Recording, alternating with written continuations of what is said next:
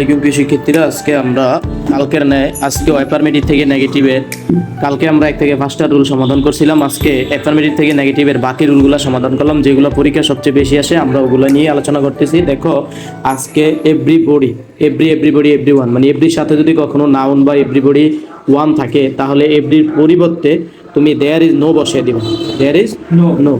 তারপরে দেখো এভরির পরের অংশ যা আছে তা লিখে দিবা, তারপরে একটা বাট আসে, তারপরে বাকি অংশ, এটা হচ্ছে এভরি। আর এই নিয়মটা আসবেই পরীক্ষায়, ঠিক আছে? তারপর দেখো যদি বাক্যের ভিতরে দেখো যে অ্যাফার্মেটিভ সেন্টেন্সে টু টু টু যদি থাকে, প্রথমে টু জায়গাতে আসবে সো, আর এর পরে টু জায়গাতে হবে দ্যাট। তারপর একটা সাবজেক্ট আসবে, প্রথম বাক্যের যে সাবজেক্ট আছে ওই সাবজেক্ট আসবে, তারপরে ক্যান নট বা কুড নট, সাবজেক্টের উপর নির্ভর করে ক্যান নট বা কুড নট আসবে। তারপরে দেখেন বাকি অংশ আসবে, কি আসবে? বাকি অংশ। তারপর দেখেন আরেকটা রুল, অলওয়েজ যদি থাকে, অলওয়েজের পরিবর্তে নেভার বসবে। আর অলওয়েজের পরে যে শব্দটা থাকবে, মানে যে ভার্বটা থাকবে বা অ্যাডজেক্টিভ থাকবে, তার একটা বিপরীত শব্দ আসবে।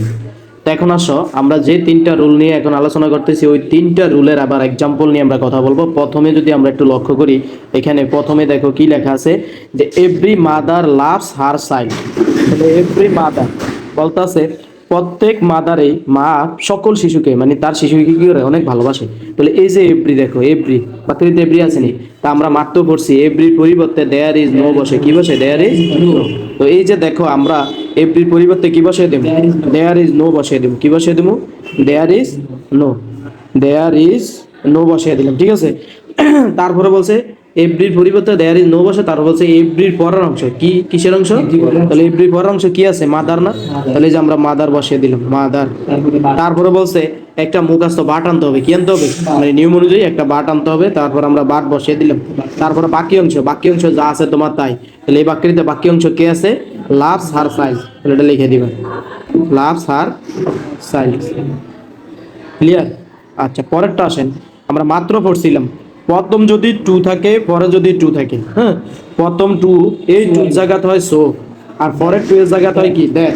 তারপরে সাবজেক্ট আইব, তারপর ক্যান নট বা কুড নট, বাকি অংশ আইব।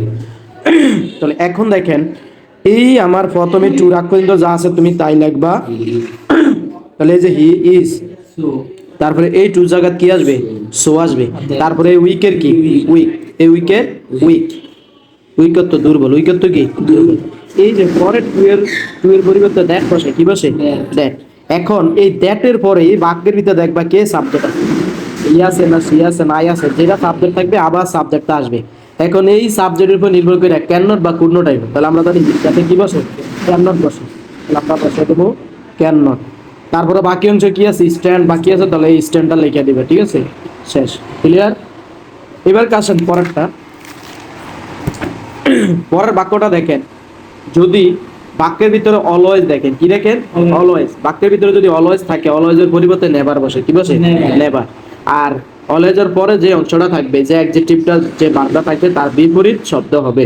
তো এখানে আমার আই যা আছে তাই থাকবে, অলওয়েজের পরিবর্তে কি বসে? নেভার। কি বসে? নেভার। আর এই যে রিমেম্বার, রিমেম্বারের একটা বিপরীত শব্দ আছে, রিমেম্বার অর্থ স্মরণ করা। এই রিমেম্বার অর্থ কি? রিমেম্বার অর্থ কি? স্মরণ করা।